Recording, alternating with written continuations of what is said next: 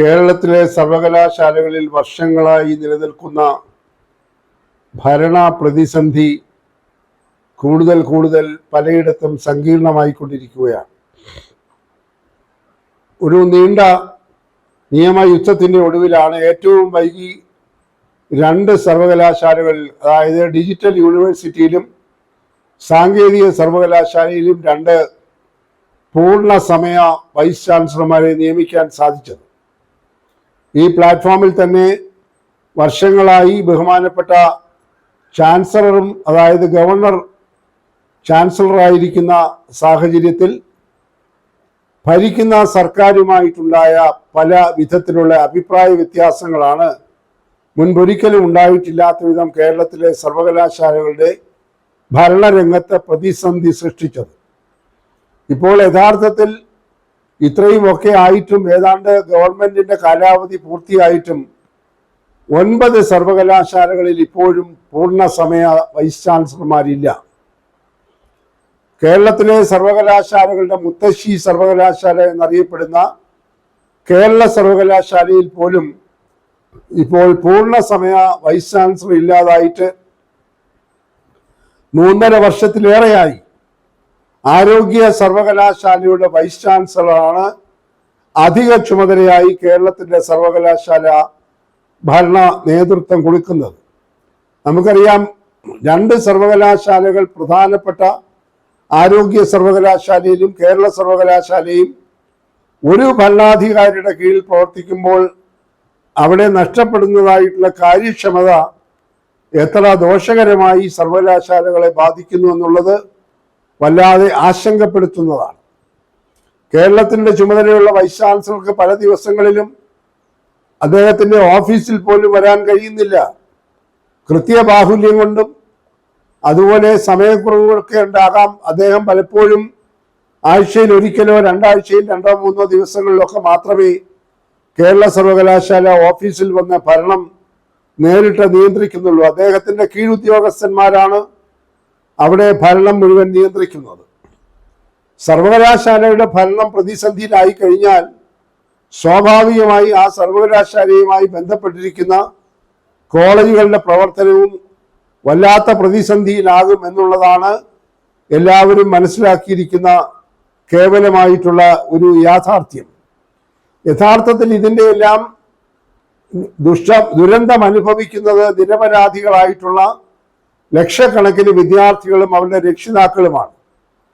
പാഠ്യക്രമം പരിഷ്കരിക്കുക, പരീക്ഷ നടത്തുക, മൂല്യനിർണ്ണയം നടത്തുക, വേണ്ട തരത്തിലുള്ള അടിസ്ഥാന സൗകര്യങ്ങൾ എല്ലാം ഏർപ്പെടുത്തിയിട്ടുണ്ടോ എന്ന് അന്വേഷിക്കുക, അധ്യാപകരെ പുതിയ അധ്യാപന രീതിക്കൊക്കെ പാകമാക്കുക, ഇത്തരം കാര്യങ്ങളിലെല്ലാം സസൂക്ഷ്മമായിട്ടുള്ള നിരീക്ഷണം ഉണ്ടെങ്കിൽ മാത്രമേ സർവകലാശാലയുമായി ബന്ധപ്പെട്ടിരിക്കുന്ന വകുപ്പുകളും കോളേജുകളും ഭംഗിയായി പ്രവർത്തിക്കുകയുള്ളൂ.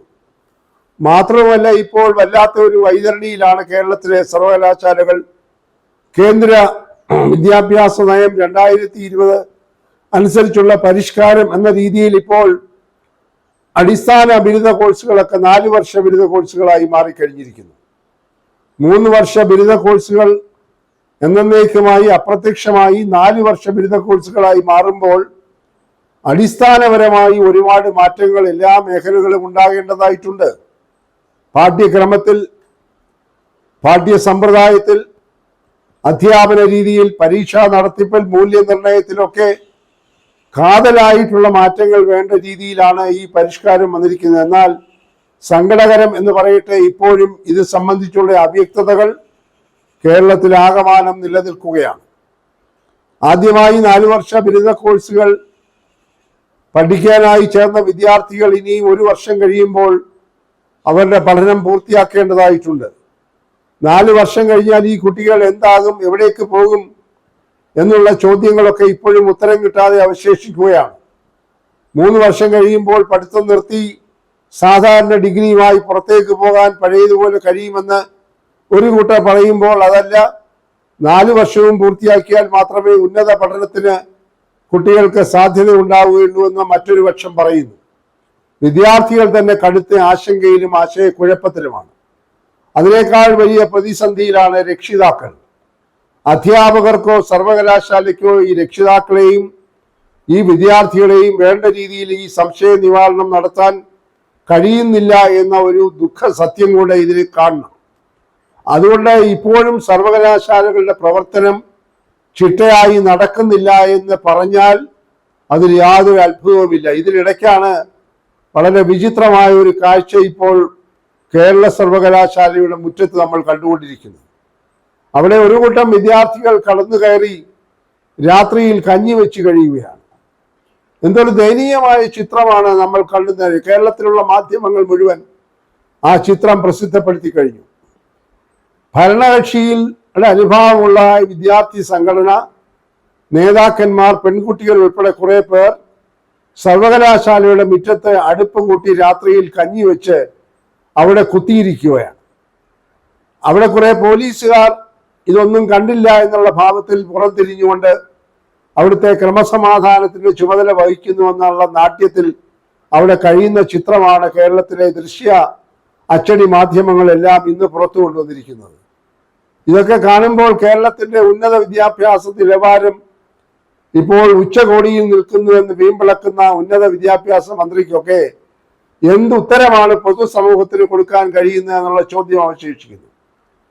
അവർ ഈ വിദ്യാർത്ഥി സംഘടനാ നേതാക്കൾ ഭരണകക്ഷിയോട് ബന്ധപ്പെട്ട CPM-ന്റെ അനുഭാവമുള്ള വിദ്യാർത്ഥി സംഘടനാ നേതാക്കൾ പറയുന്നത് അവർക്ക് യൂത്ത് ഫെസ്റ്റിവൽ, കലാമത്സരങ്ങൾ നടത്താൻ ആവശ്യമായ അനുവാദവും ഫണ്ടും സർവകലാശാല വൈസ് ചാൻസലർ അനുവദിക്കുന്നില്ല.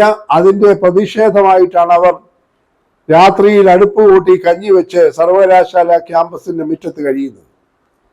ഇവിടെ അതിസങ്കീർണമായ ഒരു നിയമപ്രശ്നം ഇതിനകത്ത് ഉൾപ്പെട്ടിട്ടുണ്ട്. കാരണം സർവകലാശാല ക്യാമ്പസ് എന്ന് പറയുന്നത് പൊതുമുതലാണ്. അവിടെ സെക്യൂരിറ്റിക്ക് ഉദ്യോഗസ്ഥന്മാരുണ്ട്. അവിടെ ജീവനക്കാർ പോയി കഴിഞ്ഞാൽ അതിന്റെ ഗേറ്റുകൾ താഴിട്ട് പൂട്ടി ആ സ്ഥാപനത്തെ മുഴുവൻ സംരക്ഷിക്കേണ്ട കെട്ടിടത്തെയും കെട്ടിടത്തിന്റെ പരിസരത്തെയും പുറത്തു നിന്നുള്ള ആളുകൾ കയറാതെ സൂക്ഷിക്കേണ്ട ഉത്തരവാദിത്വം അവിടുത്തെ സെക്യൂരിറ്റി ഓഫീസറും അതുപോലെയുള്ള ഉദ്യോഗസ്ഥന്മാർക്കും ഉള്ളതാണ്. അതിനാണ് നികുതിദായകന്റെ പണമെടുത്ത് ശമ്പളം കൊടുത്ത് അവരെ അവിടെ നിയമിച്ചിരിക്കുന്നത്. അവർക്ക് നിയന്ത്രിക്കാനാകാത്ത രീതിയിൽ ക്രമസമാധാന പ്രശ്നം ഉണ്ടാകുമ്പോൾ അവരെ സഹായിക്കാൻ നിയമപരമായി ഉത്തരവാദപ്പെട്ടവരാണ് കേരളത്തിലെ പോലീസ് സംവിധാനം. ഇവിടെ വലിയൊരു ചോദ്യം, ഇവിടുത്തെ കേരളത്തിലെ തലസ്ഥാന നഗരിയിലെ പോലീസ് സംവിധാനം നിയന്ത്രിക്കുന്ന കമ്മീഷണർ മുതലുള്ള ഉദ്യോഗസ്ഥന്മാരുടെ ഭരണ സംവിധാനത്തിന്റെ മൂക്കിന് താഴെയാണ് ഒരു സർവകലാശാലയുടെ മുറ്റത്ത് രാത്രിയിൽ അടുപ്പ് കൂട്ടി കഞ്ഞി വെച്ചുകൊണ്ട് ഒരു കൂട്ടം വിദ്യാർത്ഥികൾ കഴിയുന്നത് എന്ന് പറയുന്നത് അത്യന്തം സങ്കടകരമായ ഒരു അവസ്ഥയാണ്. ഇത് പുറത്തു നിന്നുള്ള ആളുകളൊക്കെ കാണുമ്പോൾ അവർക്ക് സർവകലാശാലയെ കുറിച്ചുണ്ടാകുന്ന അഭിപ്രായം എന്താണ്? ഇവിടെ ഇപ്പോൾ ഉന്നത വിദ്യാഭ്യാസ രംഗം ഇന്ത്യയിൽ നമ്പർ 1 ആണ്, ലോക നിലവാരത്തിലേക്ക് ഉയർന്നുകൊണ്ടിരിക്കുകയാണ് എന്ന് പുരപ്പുറത്ത് നിന്ന് ആവർത്തിച്ച് പ്രസംഗിക്കുന്ന ഉന്നത വിദ്യാഭ്യാസ മന്ത്രിയും സംസ്ഥാന മുഖ്യമന്ത്രിയും ഒക്കെ അവരുടെ മൂക്കിന് താഴെ ഇത് കാണുമ്പോൾ അവരെ സംരക്ഷിക്കുന്ന രീതിയിൽ പരോക്ഷമായ പ്രസ്താവനകളുമായിട്ടാണ് ഇപ്പോൾ മുന്നോട്ട് വരുന്നത്. ഈ സംഭവം ബഹുമാനപ്പെട്ട ഉന്നത വിദ്യാഭ്യാസ മന്ത്രിയുടെ ശ്രദ്ധയിൽ കൊണ്ടുവന്നപ്പോൾ അവർ ആരോപിക്കുന്നത് സർവകലാശാല വൈസ് ചാൻസലറുടെ പ്രവർത്തനം ശരിയല്ല, അദ്ദേഹം വിദ്യാർത്ഥികളുമായി ഏറ്റുമുട്ടുകയാണ് എന്നൊക്കെയുള്ള രീതിയിൽ ഈ വിദ്യാർത്ഥികളെ, പ്രക്ഷോഭത്തിന് നേതൃത്വം കൊടുക്കുന്ന വിദ്യാർത്ഥികളെ പ്രോത്സാഹിപ്പിക്കുന്ന ഒരു ഭരണ സംവിധാനത്തിൽ ഇത് സംഭവിച്ചാലും ഇതിനപ്പുറം സംഭവിച്ചാലും അത്ഭുതപ്പെടേണ്ടതില്ല. എന്തൊരു ദയനീയമായിട്ടുള്ള ഒരു ചിത്രമാണ്. അതിനിടയ്ക്കാണ് കോളേജുകളിൽ പ്രവർത്തന സമയങ്ങളിലൊക്കെ ഇപ്പോൾ പ്രധാനപ്പെട്ട സിറ്റി കോളേജുകളിലൊക്കെ പലപ്പോഴും സെമിനാറുകൾ, മേളകൾ, സമ്മേളനങ്ങൾ, പ്രദർശനങ്ങളൊക്കെ നടത്തുകയാണ്. അവിടെ പഠിക്കുന്ന ആയിരക്കണക്കിന് വിദ്യാർത്ഥികളുമായി പുലബന്ധം പോലും ഇല്ലാത്ത ചില പരിപാടികളും മേളകളും സംഭവിച്ചുകൊണ്ട് ക്ലാസ് സമയം പോലും നഷ്ടപ്പെടുകയാണ്. സയൻസ് വിദ്യാർത്ഥികൾക്ക് പ്രയോജനം ചെയ്യുന്ന മേളകളൊക്കെ കോളേജ് ക്യാമ്പസിൽ മന്ത്രിമാരും നേതാക്കന്മാരും ഒക്കെ വന്ന് പ്രസംഗിക്കുമ്പോൾ അതുമായി ബന്ധമില്ലാത്ത ഹ്യൂമാനിറ്റീസും മറ്റു വിഷയങ്ങളും പഠിക്കുന്ന കുട്ടികളുടെയും ക്ലാസുകൾ നഷ്ടപ്പെടുകയാണ്. അതുകൊണ്ട് പ്രവൃത്തി ദിവസങ്ങളിൽ മേളകൾ നടത്തുവാൻ, സെമിനാറുകൾ നടത്തുവാൻ, സമ്മേളനങ്ങൾ നടത്തുവാൻ, പ്രദർശനങ്ങൾ നടത്തുവാൻ കോളേജുകൾ വിട്ടുകൊടുക്കുന്നത് അക്ഷന്തവ്യമായ ഒരു അപരാധമാണ്. ക്ലാസ് മുറികളിൽ മാത്രമല്ല വിദ്യാഭ്യാസം എന്നുള്ള സത്യം നാം കാണുന്നു, അംഗീകരിക്കുന്നു. എന്നാൽ അതുമായി ബന്ധപ്പെട്ട വിദ്യാർത്ഥികൾക്ക് നേരിട്ട് പ്രയോജനപ്പെടുന്ന കാര്യങ്ങൾ ചെയ്യുമ്പോൾ മറ്റുള്ള വിദ്യാർത്ഥികൾക്കുള്ള പഠന സ്വാതന്ത്ര്യവും അവസരവും ഇതുപോലെയുള്ള മേളകൾ നടത്തി നഷ്ടപ്പെടുത്തുന്നത് ശരിയല്ല. കാരണം കോളേജിനകത്ത് ശബ്ദ സംവിധാനങ്ങൾ ഒരുക്കി വളരെ പ്രധാനപ്പെട്ട VIP-കളെയൊക്കെ വരുത്തുമ്പോൾ അവിടെയൊക്കെ സുരക്ഷാ സംവിധാനം ഒരുക്കുമ്പോൾ ഒരു വിദ്യാലയത്തിന്റെ സമാധാനപരമായ അന്തരീക്ഷം എത്രയേറെ ഹനിക്കപ്പെടുന്നു എന്നുള്ളത് മനസ്സിലാക്കാനുള്ള പ്രാപ്തിയും ത്രാണിയും ഒക്കെ ഈ ബന്ധപ്പെട്ട അധികാരികൾക്കുണ്ടാകണം. ഇവിടെ കേരളത്തിലെ തലസ്ഥാന നഗരിയിലെ പ്രധാനപ്പെട്ട 2-3 കോളേജുകളിൽ സ്ഥിരമായി ഇപ്പോൾ മേളകളാണ്, ഇപ്പോൾ പ്രദർശനങ്ങളാണ്, ഇപ്പോൾ സെമിനാറുകൾ എന്ന പേരിൽ സമ്മേളനങ്ങൾ നടക്കുകയാണ്.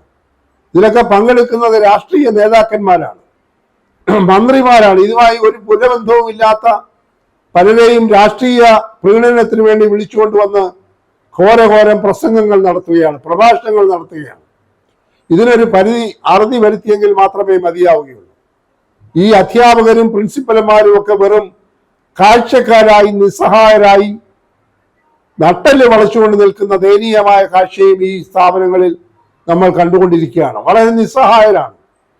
ഇത് പ്രത്യേകിച്ചും സർക്കാർ ഉടമസ്ഥതയിലുള്ള കോളേജുകളിലെ പ്രിൻസിപ്പൽമാരും അധ്യാപകരും ഒക്കെ അവരുടെ രാഷ്ട്രീയ വിധേയത്വം കൊണ്ട് ഇതൊക്കെ കണ്ടുകൊണ്ട് നിശബ്ദരായി നിൽക്കുകയാണ്.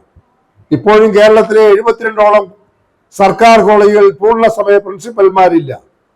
ചാർജിലിരിക്കുന്ന പ്രിൻസിപ്പൽമാർക്ക് തങ്ങളുടെ അധികാരം ഉപയോഗിക്കാനുള്ള നട്ടല്ലില്ല. അതുകൊണ്ട് എന്തും നടക്കുന്ന ഒരു സാഹചര്യത്തിലേക്ക് കോളേജുകളുടെ അന്തരീക്ഷം മാറുന്നത് വിദ്യാഭ്യാസത്തിന്റെ ഗുണനിലവാരത്തെ പിന്നോട്ടടിക്കും എന്ന കാര്യത്തിൽ യാതൊരു സംശയവുമില്ല. അതുകൊണ്ട് ഇതുപോലെയുള്ള സമരമുറകൾ അവസാനിപ്പിക്കാൻ ഇച്ഛാശക്തിയോടുകൂടി സർക്കാരും സർവകലാശാല ഭരണാധികാരികളും ഉണർന്ന് പ്രവർത്തിക്കണം. ഒരു സർവകലാശാലയുടെ തിരുമുറ്റത്ത് രാത്രിയിൽ അടുപ്പ് കൂട്ടി കഞ്ഞി വയ്ക്കുന്ന ഒരു സമ്പ്രദായം ഒരുപക്ഷെ ലോകത്തെ ഒരു സർവകലാശാലയുടെ കോമ്പൗണ്ടിലും അല്ലെങ്കിൽ അതിൻ്റെതായിട്ടുള്ള ക്യാമ്പസിലും ഉണ്ടായിട്ടുണ്ടോ എന്നുള്ളത് സംശയമാണ്. ഇത് തലസ്ഥാന നഗരിയിലാണ് ഇത് നടക്കുന്നത്. ചിത്രങ്ങളെല്ലാം മാധ്യമങ്ങൾ പ്രസിദ്ധപ്പെടുത്തി കഴിഞ്ഞു. പോലീസ് ഉദ്യോഗസ്ഥർ യാതൊരു ഇടപെടലും നടത്തുന്നതായി കാണുന്നില്ല. എന്തുകൊണ്ട് സർക്കാർ ഉടമസ്ഥതയിലുള്ള ഈ സ്ഥാപനങ്ങളെ സംരക്ഷിക്കാൻ?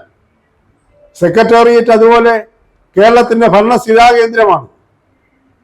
അതിന്റെ മുറ്റത്ത് സമരമുണ്ട് എന്ന് പറഞ്ഞുകൊണ്ട് അടുപ്പ് കൂട്ടി കഞ്ഞി വെച്ച് കിടക്കാൻ ആരെയെങ്കിലും അനുവദിക്കുമോ? അത് ഏത് സർക്കാരാകട്ടെ, അത് ഇടതുപക്ഷ സർക്കാരാകട്ടെ വലതുപക്ഷ സർക്കാരാകട്ടെ, അതുപോലെ പ്രാധാന്യമാണ് സർവകലാശാലയെ സംബന്ധിച്ചിടത്തോളം. സർവകലാശാലയുടെ ആസ്ഥാന മന്ദിരം അതൊരു പൊതുമുതലാണ്. അതിന്റെ മുൻപിൽ ഇതുപോലെയുള്ള കോപ്രായങ്ങൾ, ജനാധിപത്യ സ്വാതന്ത്ര്യം, വിദ്യാർത്ഥികളുടെ സ്വാതന്ത്ര്യം, അവകാശം എന്നൊക്കെ പറഞ്ഞ് നടത്തുന്നതും അത് കണ്ടുകൊണ്ട് നിസ്സഹായരായി ഭരണകൂടം നിൽക്കുന്നതും തീർത്തും അപലപനീയമാണ്.